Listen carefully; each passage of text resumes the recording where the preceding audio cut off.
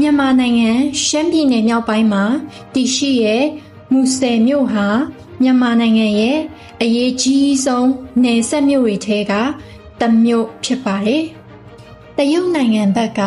ရွှေလီမြို့နဲ့ဓာတ်ရိုက်ဆက်သွယ်ထားတဲ့အတွက်မူဆယ်မြို့ဟာမြန်မာတရုတ်နယ်စပ်ကုန်သွယ်ရေးရဲ့အဓိကဗဟိုချက်တစ်ခုဖြစ်လာပါတယ်။နေ့စဉ်ကုန်တင်ကားများဝင်ထွက်နေတဲ့နယ်စပ်ဂိတ်များလူများစီကားတဲ့ဈေးများနဲ့စီးပွားရေးလှုပ်ရှားမှုများကြောင့်မူဆယ်မြို့ဟာအမြဲတမ်းအသက်ဝင်နေတဲ့မြို့တစ်မြို့ဖြစ်ပါတယ်။ထို့အပြင်မူဆယ်မြို့ဟာယဉ်ကျေးမှုမျိုးစုံပေါင်းစည်းနေတဲ့မြို့တစ်မြို့လည်းဖြစ်ပါတယ်။ရှမ်း၊ကချင်၊တရုတ်နဲ့အခြားလူမျိုးများဟာဒီမြို့မှာအတူတကွနေထိုင်ကြပြီးယဉ်ကျေးမှုများပေါင်းစည်းနေတဲ့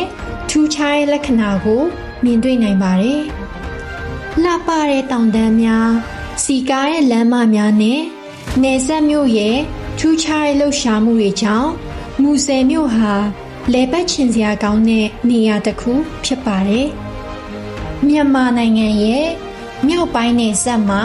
တရုတ်နိုင်ငံနဲ့စီးပွားရေးနဲ့ယဉ်ကျေးမှုတွေကိုချိတ်ဆက်ပေးနေတဲ့နယ်စပ်မြို့တစ်မြို့ဖြစ်ပြီးစီးပွားရေးယဉ်ကျေးမှုလူမျိုးစုံတို့စုံတွေ့နေတဲ့အဲ့ဒီမြို့ကတော့မူဆယ်မြို့ဖြစ်ပါတယ်။